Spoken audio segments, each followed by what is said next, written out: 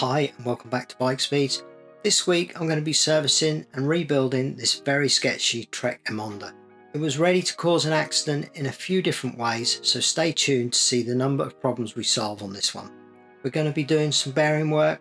We have a very seized brake as well, so get ready for a nice in-depth transformation. You can hear here we have that very noisy, squeaky, grabbing brake. We need to resolve that issue, and you can see here a completely worn out chain. This is stretched to 1% when it should only be a maximum of 0.5%, and not only that, when we change down to the smallest rings, look at the slack on this chain.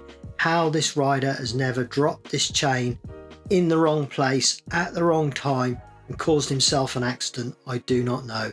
This is a result of that chain being replaced at some point and not being sized correctly to the bike. So when I replace that chain, I will size it and put the correct length of chain on the bike, which should stop any problems with losing the chain. See how that wheel grabbed as I took it out of the caliper? These are set up from factory, from new. Should really be a set and forget, but we had the issue with that brake grabbing that we need to sort out. I'm going to actually replace this cassette on this bike because the amount of wear on that chain would have worn this cassette. Some people ask me why we only replace a cassette and a chain. You have more teeth supporting the chain on the chainring, so you can usually get away with this kind of stretch on the chainring without it skipping and jumping the gears. But when you put a new chain on that old cassette, invariably you get that skipping. Look at this, the rear hanger for the derailleur is loose in the frame. There's those two fittings there that need tightening up, so we'll also sort that out when we put the derailleur back on the bike. Again, all these little problems add up to an unpleasant ride. I was once told that a wet machine is much happier than a dry machine, but in the case of this, we have too much oil on this bike. It was saturated. We're going to oil this up after we've cleaned it off and make it nice and lubricated without being wet. When you're riding on dusty roads with sandy conditions like we do in our area, you're always going to be picking up that grit, which again speeds up the wear process on the bike, so we don't want this bike too wet. Front derailleur, there is a little bit of corrosion on there that we're going to also sort out. There's a little adjuster in the center of the derailleur that should be wound in and be touching a plate on the frame that supports that front derailleur. That has never been set from the moment this has been on the bike, and the plate was missing, so we're going to replace that. The pedals, they had little washers on the back of them. One of those was snapped. It was because the pedals were over tightened on the frame, so we'll replace that washer and tighten these correctly. The pedal arm here was also over tightened, and the bearings themselves, once I took the chain set out, felt very rough to the touch. They weren't too noisy, but they were worn. Have a little look and you'll see the bearings showing there. There should be another cover on there that actually acts like a spacer and a dust cover that was missing off of this bottom bracket set, so we'll also need to address that when we put the new bearings in. We're going to remove the brake pads themselves, so they come out. We're going to service those, especially those front ones that have been rubbing so badly on that disc, so there's a little bit of extra work here. But note this, the L there, these are handed left and right. They have an L and an R. You can see the R there. These were the wrong way round, so it's as if you're sitting on the bike. Drive side is the right hand side, non-drive side is the left hand side. They were the wrong way round. Thankfully the fronts were the right way round, but it's all those little things we're looking for when we service a bike to spot and to improve on. Next up, I'm going to remove these bearings. These are press fit bearings. They didn't make any noise, but they felt very tight and draggy, so they had it. I'll replace those bearings with a good quality bearing and also put those dust cap spacers onto the bearings before I put the chain set in. So that's one side out. You can see they come out nice if you've got the right equipment to do that with. So we're going to also extract out here the non-drive side. That also comes out nice and easy, so we can now discard those bearings and clean up those cups. And you can hear here front wheel bearings very noisy. We need to replace those. We also had some wheel bearings in the rear wheel, but we're showing you the front wheel for a change. We always do the rear wheel, so we thought for filming we'd do a front wheel. I'm going to remove the disc rotor first. That enables me to take the cups off that are covering the axles on this particular wheel, so we just lift those out. Nice microfiber towel in the vise there so that we don't damage or mark anything. So they pop off, and then we can start to have a look at the axle removal of that. So again, you can hear here once those cups are off, very noisy, definitely need addressing. With this bike, it looked immaculate when it came in, but it had all manner of issues that we need to resolve and sort out. I'm going to tap one side out. I don't like to hammer bearings out, but with the axle through the center of this wheel, it's not so easy to do it. But what I am going to do is extract the second bearing out with an extractor. Like I say, I don't like hammering cups. I always like to use extractors when and where I can, and also presses to put them back in. So that's the second bearing out. There are only two in the front wheel, one each side of the axle, so relatively straightforward. That one comes out now, and then we can replace them. But you can see here we've got some rotational marks here on one of the old bearings.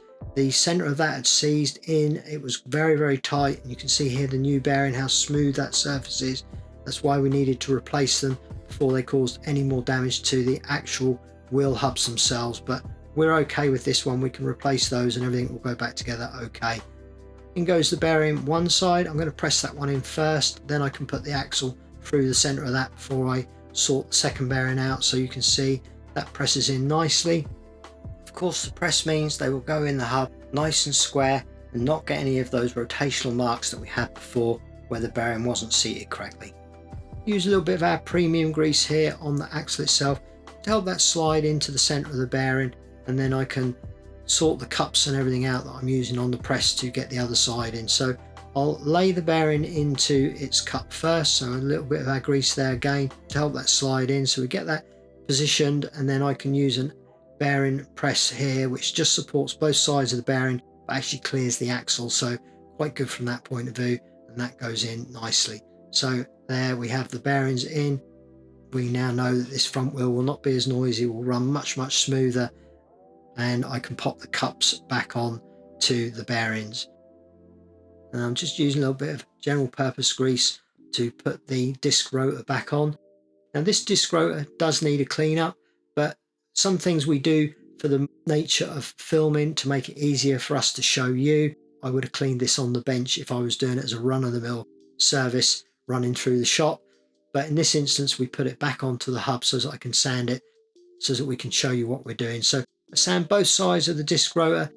There was some paint debris on this rotor as well, so I made sure I cleaned that off. I'm going to use wire wool to clean the centers of these rotors, and also those couple of paint spots that are left on the wheel, one there and one there. We clean those off with wire wool, and then we give it a final wipe down with brake cleaner just to make sure that all the debris and all the impregnated residue is cleaned off. So the disc rotor is now perfect. You can see the other side of it there that we've also cleaned down, and then we're going to wash the wheel down. So we're using one of our detailing brushes to wash this wheel down. We run round the rim, through the spokes, make sure that everything there is okay. The other thing we did with this wheel was to check the tubeless sealant, and actually there was loads in this wheel. It didn't need replacing, so that was a good tick on the form for the customer that we didn't have to do these sealant. We're going to also use some general purpose grease there on the hub before putting a brand new cassette on. Always look great when they go on, and this bike really did present nicely when it went out, knowing that all the work was done and all the wear was taken out of it. Talk that up to spec, make sure that's okay. And now we're into servicing all of the components, starting with the chain set. Now these bolts were over tightened, and that had started to corrode and damage the chain rings, which you'll see shortly. And that is why so much of our servicing is based around taking everything apart and checking it. Because if we don't take this apart, it would have continued to corrode until one day those bolts would have just snapped off from the stress of being too tight. And you can see on the large ring here, this powder that has come around these stainless steel fittings that are in this aluminium ring. They go against the aluminium arm, and you get this corrosion form, galvanic corrosion, and you can see there how powdery this has become. So we'll clean that corrosion off, and then we'll also lubricate the chain set and the bolts before we put them back together to try and slow that down. Put a little cap in the Di2 socket there. We don't want any water in there. And now we're going to wash down the components. So I'm just using warm soapy water here. I'm not using the ultrasonic cleaner this week.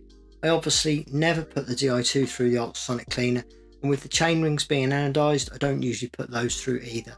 I'm now using some wire wool on that front derailleur to remove the rust that was on it, and then just wash the rest of it down with the soapy water. Most of the cleaning is actually done when I dry the components off with the microfiber towels. Some days I'll spend a good 15 minutes of drying everything down, and I also have some picks that I use on the rear derailleur to pick out a few lumps of the grease in the springs. So a bit more than just washing it down, but that's all part of our process. Here we're using our anti-seize grease on the bolts that hold the chain set together, and then I'm using a little bit of our general purpose grease here to wet the surfaces of the spider here of the chainring to stop that two surfaces bonding and touching and causing so much of that galvanic corrosion that we saw on these bolt holes here. That will just act as a barrier against the two surfaces touching each other and getting that corrosion when they get wet. Now I'm torquing those bolts up. Again, make sure not to over tighten them. These bikes are fragile, and that small amount, too much or too little of torque, can make a difference, as you saw earlier. I'm using some premium grease here on the springs of this derailleur. That will just stop any of that dust and debris getting to the springs, and then we're just oiling the pivot points. So again, the wet component is always good, so we're just oiling those, but we're not saturating the entire component whereby grit will sit on it and cause further wear.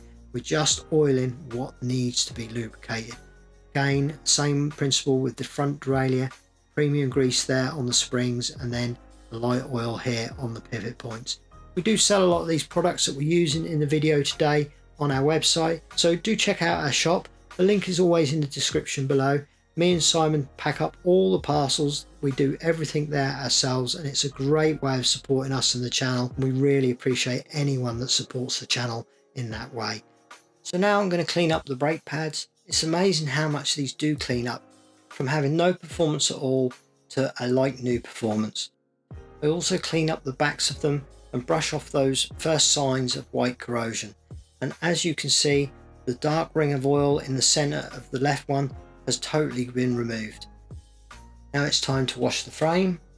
Although this bike has clearly done many miles, I will say that the finish on this frame is excellent. I often find with carbon fiber frames like this that they're often gel coated, and I believe this one was gel coated rather than lacquered, and it is very hardy. It's a great finish on a bike, and they never seem to scratch up too much, and this bike was no exception. Once it was washed, it really was spotless. There wasn't a mark on it, and with the servicing work we've done, we've really brought this back to almost as new condition.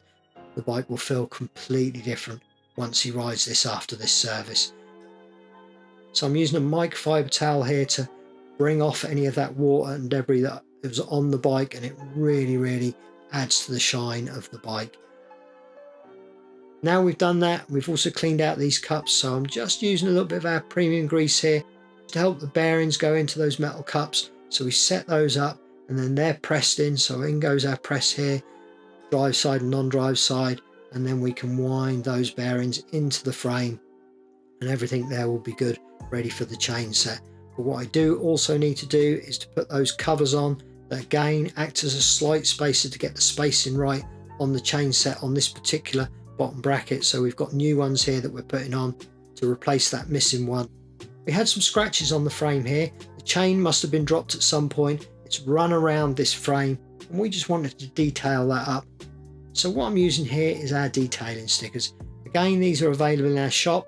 We're going to use this square here, and then I'm going to shape that around the bottom bracket by putting a little curve on it with a pair of scissors, and just stick that on there, and that will take your eye away from any damage there. And should that chain ever go back down there again, it will hopefully stop it damaging the frame anymore. It will just catch that sticker instead of the frame.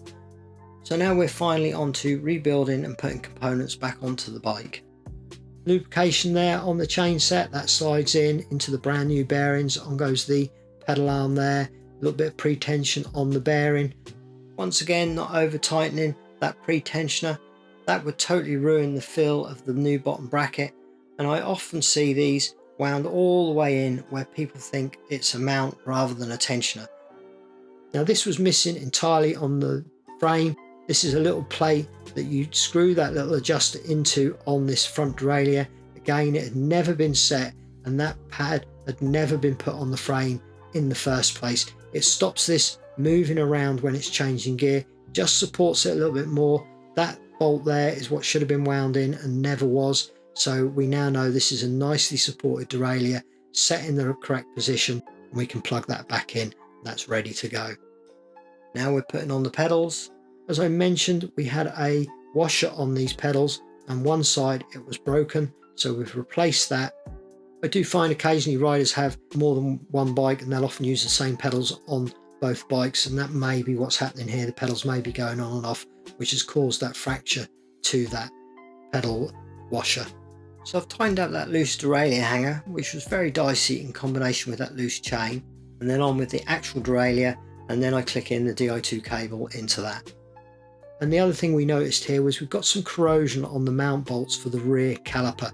In fact, quite a lot of corrosion really. It's sort of an unusual one at the bottom of the bike here, given that there wasn't much more corrosion on any of the components on the bike. So I'm going to replace these bolts. We do need to be able to adjust the brake pad position, and the heads of these were a little bit chewed up with that rust. They weren't the easiest to undo. They were very, very tight in this frame, and so we elected to replace those. So in go the brand new bolts there, the genuine Shimano ones. And you can see here the old ones, how much corrosion is on the body of that. Very strange really, especially on this one. The head of this one in the hole at the center there was very, very corroded, and was actually quite hard to get the hexagonal head onto that to undo to do our adjustments. So that was why we replaced those. This is the pivot pin that runs through the brake pads. The thread on the end there is notorious for seizing into calipers, can cause real issues when we're servicing the bike. So we want to make sure that everything there is good for next time. So that's why I lubricated that. I worked that in before I put it into the caliper, and that goes in now.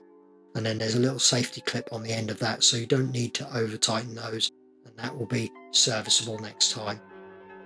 Both sets of brake pads obviously going in correctly with the L and the R that is printed on the rear of them. In goes the front one there. Now the other thing I noticed was that the left hand shifter was in much more of an angle than the right hand shifter, and we had that braking in the handlebar tape there. So I'm going to actually adjust this to the same as the right hand one, so it's the same angle. There were no marks on this shifter. I actually think this was probably set incorrectly or had moved on the bars during the lifetime of the bike, but I've just reset that to match the right hand one. And then I'm going to also address this gap in the handlebar tape here. It was quite fiddly. Again, I think this has been worked on more than once. I think someone else has already tried to square this up, so not quite sure what the story is on this left hand shifter and bar tape, where maybe someone is gripping the left one tighter than the right, causing the movement. Who knows, but we'll tidy that up for this service, and then maybe if it needs addressing next time, we can replace that bar tape and sort that out if needed. But that for the time being is okay. There's no need to replace it. It was all in good condition, so that's now on and sorted out. The other problem we had here was this cover on the bearing. It's actually color coordinated with the frame and shaped the same, but it was off to the left when the handlebars were in their forward position square. You can see it was just set off wrong. So I'm going to actually take the pre-tension off the bearing, square that up, and then retension the bearing and redo up the stem bolts there. I guess these can turn because it's all on a circular motion and there's no actual bolt holding those square, so it could turn in the lifetime of the bike, but I do wonder whether that was just never set square in the first place. So that's now all nice and square. On goes the front wheel, on goes the rear wheel, and now they're all on. We can adjust this front. So as I release this, watch the wheel suddenly go. So there's clearly something wrong there when that was set up. So I'll spin the wheel, brake hard 2 or 3 times. That will give me the central point for the caliper, and then I can do that up. And as I release the wheel, you can see that's now free and ready to go. We're now putting a new chain on here. I've already sized this, so I've sized it to the gearing that we've got, the length of the chainstay that we've got, to make sure that we haven't got that big drape down of slack that we had originally when the bike come in. So you can see there already it's small ring to small ring, and there's no drape on that chain. Now that everything's all together, I will plug in the Di2 into my computer, and you can see here we actually have all the updates here. And you notice the word wired on the shifters in the center there. That's because we've wired those into each other and into the system to make sure that we can update the shifters as well. 12 speed, I often see that the shifters aren't updated correctly because they do need to be wired in to be updated. So we've done the firmware checks there and also charged the Di2 battery. Everything's changing gear nicely, everything's changing as it should. We've got none of that slack. Brakes are now working perfectly, rear and especially this front. Got no rubbing, no binding, everything's free and working perfectly. So we're now very pleased with the way this service is going, and what is left for me to do is to go through the bike, torque everything up. Obviously I have altered things, changed things around. I need to make sure that everything is torqued correctly as I'm doing the work. So I do hope you've enjoyed this video. If you have, don't forget to like this video. It's a great way of getting it shared to everyone else. So really important for you to like the video. Click that like button, and if you're new to the channel, hit that subscribe button. We had a loose saddle clamp there which could have slipped down, so it was good to make that safe, and obviously just the mount on the Di2 derailleur because there's no pinch bolt. I also check things like the bottle cages to make sure that they actually will undo and redo up. So quarter of a turn undone, quarter of a turn done up, everything good there. Obviously we've had this front caliper apart, so I do also check the calipers and make sure that everything there is torqued correctly. So you can see here visually very little difference to this bike. Mechanically, oh my word, this will be a different bike. One, it's safe from an accident with that chain slack, and all the bearing work has been done. The brakes now work as they should. What a transformation. So I do hope you've enjoyed this video, and we'll see you again very soon. Bye for now.